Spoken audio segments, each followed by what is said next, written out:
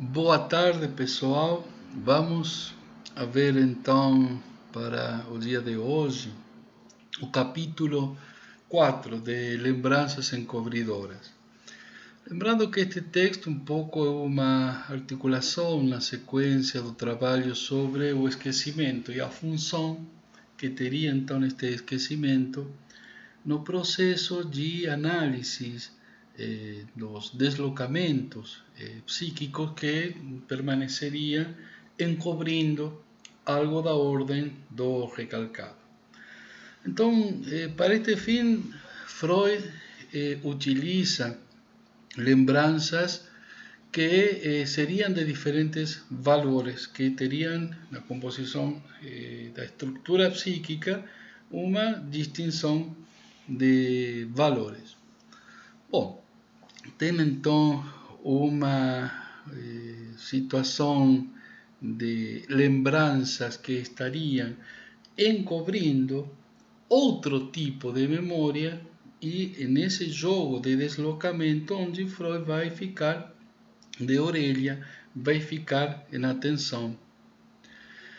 É importante situar que estas formas de lembranças aparecem com certa desconfiança para a escuta de Freud, ou poderíamos dizer, fazendo algum tipo de signo. Entanto, lembranças mais antigas de fatos que poderiam ser indiferentes acabam sendo situadas reiterativamente. Por exemplo, uma determinada imagem de uma boneca, um carrinho, uma situação de aprendizado, elementos que não parecem ter tanto valor e surgem sistematicamente, repetidamente. Bem, ante isto ele vai fazer uma série de discriminações visando investigar, ver o que acontece, né?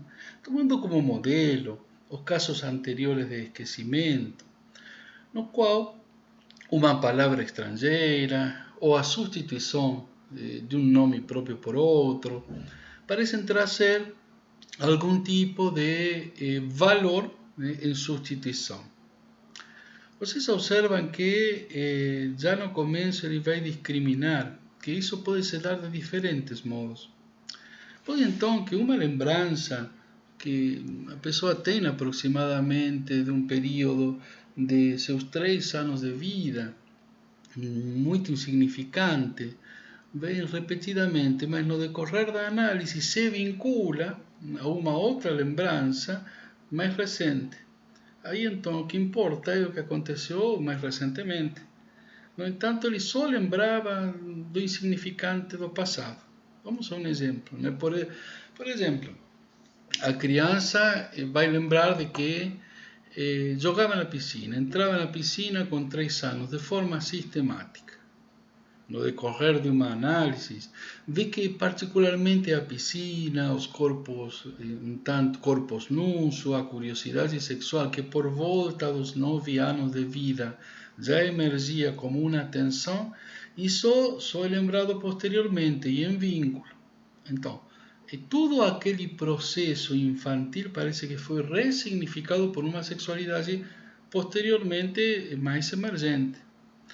Então, isso ele vai denominar, parece que a lembrança encobre de um modo retrocedente.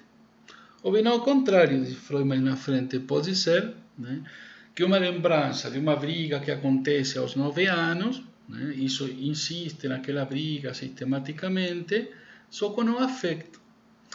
E no decorrer da análise aparece uma outra lembrança. Né, e nessa lembrança anterior, a criança tinha se angustiado muito ante uma possibilidade de briga que daria para ela, para seu mundo, uma situação angustiante, catastrófica. Isso então ele vai distinguir como lembranças também encobridoras, mas que seriam adiantadas ou avançadas. Observem que ele está dando aí uma continuidade temporal a esses fatos que são estruturantes do psiquismo, que são os deslocamentos, das valorizações. Não é diferente do que acontecia também com aqueles valores das palavras esquecidas. Aqui o que temos, poderíamos dizer, são grupos de lembranças que vão emergindo em análises e mostram algo da dinâmica psíquica. Também, em terceiro caso, é cenas concomitantes. No mesmo período de vida, a criança disputa, por exemplo, uma pessoa amada ante um irmão, e, no entanto, vai lembrar com muita insistência de determinada situação de disputar, por exemplo, uma golosina. E, no entanto, no decorrer da análise, se recuperam outras disputas de pessoas, de afetos, de situações mais complexas, que aquela lembrança encobridora aplacava aquilo que era afectuosamente mais difícil de sobrelevar. Esta lógica, então, vai dizer, quando ele começa a desconfiar? Bom, isso nos remite àquele período de 1905, um período posterior no qual Freud trabalha a amnésia infantil. Como é possível que essas crianças, que você vê que têm uma capacidade intelectual, uma capacidade de memória muito importante, quem trabalha com crianças ou que tem convivência com crianças, não demora em observar quanto elas têm uma capacidade de fixação de fatos, de vinculação, de leitura de signos, ou seja, um psiquismo espantoso. E dizem muito cedo, olha a inteligência desta criança, olha como ela escuta, como ela sabe. No entanto, diz Freud, sobre aqueles períodos infantis, onde tanta capacidade de memória e de entendimento a criança parece ter, em anos posteriores parece que se provoca uma amnésia. Então, qual será a parte que tem essa tendência a esquecer?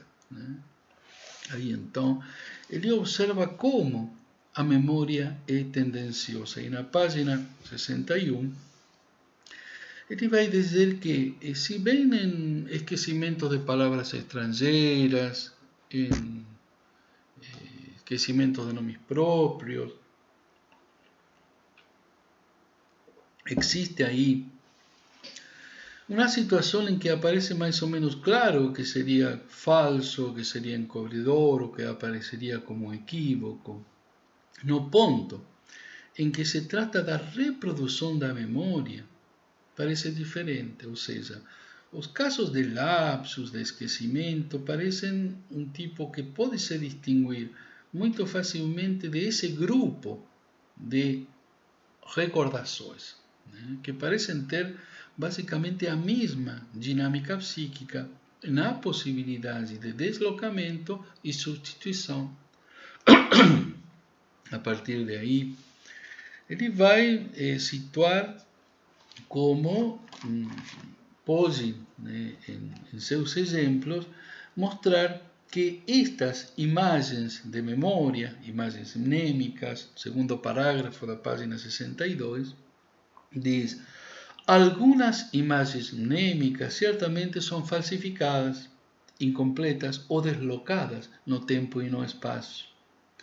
É evidente que não são dignas de crédito declarações das pessoas indagadas no sentido, por exemplo, de que sua primeira lembrança provém do segundo ano de vida. Além disso, logo se descobrem motivos que tornam compreensíveis a distorção e o deslocamento da experiência vivenciada. Erros na recordação não podem ser causados simplesmente por uma memória traiçoeira. Então, não é uma traição da memória, sino mais também ele quer considerar certa tendência que iria a usufruir, em sentido do princípio do prazer, dessa organização da memória.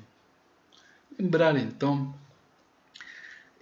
parece para Freud uma forma de acceder, parece para Freud um vínculo no qual o escutante conseguirá no contexto de uma análise ulterior a essa indicação sobre uma lembrança que se repete, que tem outros conteúdos que o paciente poderá aproveitar e, sobretudo, o analista escutará e indicará esses elementos como uma tomada, né, de alguma posição do paciente na atualidade. Né? Lembrando um pouco esta situação clínica, no sentido de que, como repetimos sempre, né, a gente aborda esta bibliografia, aborda a literatura psicanalítica, tudo que tem se escrito e nesta ordem de descrição de fatos, porque há uma vivência clínica presente que o psicanalista tem e consegue atualizar essa compreensão teórica a partir do fato de relação entre a clínica presente e aquilo que a teoria nos permite pensar, articular, transmitir. De aí então vem os exemplos. Ele vai dar 3 exemplos. O primeiro é bem simpático, diz um homem de 24 anos. Na página 63, no final da página, este homem lembra de que no 5º ano de idade, quando tinha 5 anos, tinha uma titia. Esta titia estava encarregada de indicar-lhe para ele a diferença na alfabetização. Né? No processo de alfabetizar ela, mostrava, olha, a letra M, né, de mamãe, né, se escreve com 3 patinhas. A letra N, muito similar, né, de N de navio, se escreve com 2 patinhas. Né? Isso, né, ficou na memória da criança, porque a M tem um pedaço inteiro a mais. Bem, não poderia haver, de Freud, motivo, né, para duvidar de isto que a criança lembra, e o homem de 24 anos traz sistematicamente, repetidamente. Só que, no processo da análise, surge então uma outra situação que posteriormente, ou talvez concomitante, ele se interessou, né, mais tarde disso, então, posteriormente, se interessou pela diferença entre meninos e meninas. Né? Aí esse pedaço a mais entre meninos e meninas parece que de fato faz a diferença. Entre diferenças, né, e semelhanças, vai ser colocado a possibilidade de um algo a mais ou menos que é organizador. Isso levado à ideia sexual poderia ser mais confuso ou até angustiante. No entanto, poderá haver para a criança algo de um pedaço de si que está em jogo nessa discriminação de diferenças. Né? Um pedaço de si botaria a criança ante uma angústia, né? Ante uma perda de um M para um N, por exemplo, colocaria ante uma angústia de castração. Né? Então, a gente vê como um determinado evento, né, leva a ressignificar, ou a gente pode dizer, a ter discernimento de um fato infantil, de uma lembrança que aparentemente não teria uma importância tal, como tal. Né? Um outro exemplo também é muito importante para ver a potência do esquecimento. E ele toma com um homem quarentão, né? Um homem que com umas graves inibições na vida amorosa, acaba desenvolvendo a lembrança de que nunca, né? Acaba no discurso, né? Acaba significando de que nunca ele teve observado a mãe grávida, apesar de que tinha irmãos menores. Né? Lógico que, como com 15 anos, fazendo uma relação da memória deste homem com uma pessoa que era, nessa época, de 25 anos. Né? Ele não lembrava de ter visto a mãe grávida. Né? Então, a partir disso, e no desenvolvimento da análise, acrescenta que um dia a mãe, vou ler o parágrafo, que quando ele tinha 11 ou 12 anos, viu a mãe desatar a saia apressadamente diante do espelho. E o paciente acrescenta para ele, estou lendo, né? Página 64. Que a mãe chegara da rua e inesperadamente sentiu as contrações. O desatar da saia era uma lembrança encobridora do parto, né? Interessante porque o parto evoca, né, uma situação traumática, ou de algum modo, saindo do regular. Isso ele não lembra, né? No entanto, lembra de um desatar de saia. E aí, então, como um signo, uma lembrança de um fato aparentemente com pouco valor, se sucede com insistência, porque tem a função de ocultar lembranças, conjuntos, né, de imagens e de pensamentos que seriam mais angustiosos. Por último, e talvez o mais rico para a gente, para os biógrafos de Freud, né, quando apresenta uma própria lembrança, né, dele quando perto, diríamos, se volta a analisar, perto, depois dos 40 anos de vida dele, uma lembrança que de seus tempos de infância, né? Quando ele tinha aproximadamente 3 anos, lembra que a lembrança dele, ele queria estar exigindo alguma coisa e chorando, né, diante de uma arca. E o meio-irmão dele, ou seja, era filho do pai, né, que era bem maior, um homem de 20 e tantos. Este homem, que era irmão de Freud, mas não era filho da mãe de Freud, estava em uma caixa, abrindo e fechando, e ele exigindo, chorando, né, a ver a caixa aberta. E então, de repente, diz Freud, linda e esguia, minha mãe entrou no quarto como se estivesse voltando da rua. Bem, assim ele descreve e se relata sua própria cena na memória. Uma cena que diz ele é uma cena plástica, uma cena flexível, poderíamos entender. O irmão queria abrir ou fechar a arca, né, essa caixa, esse armário, porque estava chorando.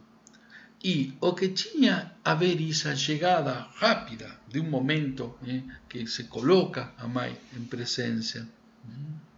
Que tinha a ver essa mãe? Bem, então a partir de aí ele entra a uma forma de análise na qual ele começa a associar e vê que armário e arca passou a suspeitar que o irmão tivesse fechado a mãe dentro. Por isso então pedia que abrisse a porta. Quando ele atendeu e Freud vê que não, que de fato abriu o armário e Freud vê, não, aqui não está minha mamãe. Então aí ele se tranquiliza, porque até então estava chorando. Mas chega, né, nesse momento, essa adesão da memória da mãe que entra, isso alivia a saudade. Essa é a primeira explicação, né, que ele toma de aquele momento infantil onde ele vê esse irmão maior, esse irmão que ele suspeitava que alguma coisa tinha a ver, né, com essa presença e ausência da mulher mãe. No entanto, não para por aí. Ele vai, né, e manda. Na videochamada não era, porque na época Freud não tinha videochamada. Mas vai e pergunta, mas por sorte estava viva, estava bem avançada em anos. E de fato a mãe lembra, olha, tinha na época, nessa mesma época, uma babá. E uma babá que pegava, né, as moedinhas que Freud ia ganhando e as pegava para ele. E não só isso, diz a mãe. Além disso, né, que recebia, né, Freud e que furtava a babá tinha furtado objetos importantes, motivo pelo qual este irmão foi na delegacia da polícia e falou, e processou a mulher, e a mulher acabou encarcerada, acabou presa por furto. Então aí se ressignificava também aquele aspecto de uma lembrança que incluía, né, algo de fechar, de encerrar, e um irmão que abria e fechava a porta. Suspeita de Freud, então, se não teria feito a mesma coisa esse irmão com a mãe. A nota de rodapé acaba sendo bem interessante e simpática, porque ele diz: o armário ou arca era para um símbolo do ventre materno, por isso ele insistiu em examinar o interior da arca. E para tanto voltou-se para o irmão maior que, como se constata por outro material, tomara o lugar do pai como rival do menino. Além da bem fundada suspeita de que esse irmão mandara encaixotar a babá desaparecida, havia uma outra suspeita contra ele, a saber, a de que, de algum modo, ele introduzira no ventre materno a menina recém-nascida, ou seja, a irmã menor de Freud. É interessante esta nota de rodapé de 1924, porque mostra de algum modo como uma análise que passa de uma lembrança infantil, que era só a imagem de um irmão abrindo e fechando uma caixa, né? Desloca isso para uma situação na qual ele lembra que, bom, havia uma situação mais complexa, que se tratava de um armário no qual também não se fechava só, não mais, sino também uma babá, uma pessoa, e nisso estava Freud com suas lembranças. No entanto, havia algo mais angustiante. A suspeita de Freud, que Freud via a organização familiar, de que esse homem, que não era filho da mãe, tivesse algum vínculo, um vínculo não muito fácil de dizer conscientemente, uma suspeita de que a irmã de Freud fosse de fato não do pai dele, sino que o pai fosse o filho que o pai havia tido em relacionamentos, em matrimônio anterior. Parece muito interessante, né? E, sobretudo por essa lógica que nos traz de como signos que se repetem na memória e que são protegidos, porque são imagens um tanto ingênuas, um tanto sem essa conotação afetiva, conflituosa. Si se repetem porque alguma forma, alguma força motivadora está provocando a insistência. Ante isso, o escutante Freud ele fica de orelha, pode não ficar de olho, né, porque ficar de olho pode ser muito persecutório. Já ficar de orelha, inclusive ficar de orelha para suas próprias associações, o foi levando a mecanismos mais complexos que uma criança, que um adulto tende a anular. É justamente essa erótica que circulava no ambiente familiar e que as instituições têm toda a tendência a formatear, a agrupar, organizar esse lugar pulsional que de algum modo, como uma situação incestuosa, a própria criança teria develado, né? Bem, este texto então nos deixa uma via para poder compreender algumas características do psiquismo e entre elas me parece que o que mais nos interessa é a possibilidade de deslocamento de intensidade afetiva sobre valores diferentes. A imagem simples, singela, insignificante de um dia de determinado brinquedo que se quebra, de um dia de prazer na piscina, de um momento de esclarecimento ortográfico entre a diferença de grafia de M a N, enfim, são pequenas lembranças com detalhes de insignificância. No entanto, através da análise, poderá ser situar esses valores que abrem de algum modo a possibilidade de reconhecer posições, se diz, fantasmáticas, de reconhecer a relação do sujeito com aqueles objetos que às vezes pela própria tensão ou contradição o sujeito não consegue ver, então obtura com uma lembrança insignificante. A continuidade temporal, onde aparentemente o passado, a lembrança mais recente, a mais recente ou a mais passada, essa continuidade de sem sentido que a gente poderia notar ao momento de significar um baú como um ventre materno. Esse tipo de contradição temporal, contradição semântica, a nível da escuta, e por Freud, quando ele fica de orelha, inibe essa lógica de compreensão e estende mais a flexibilidade e a plasticidade, ele diz, das lembranças.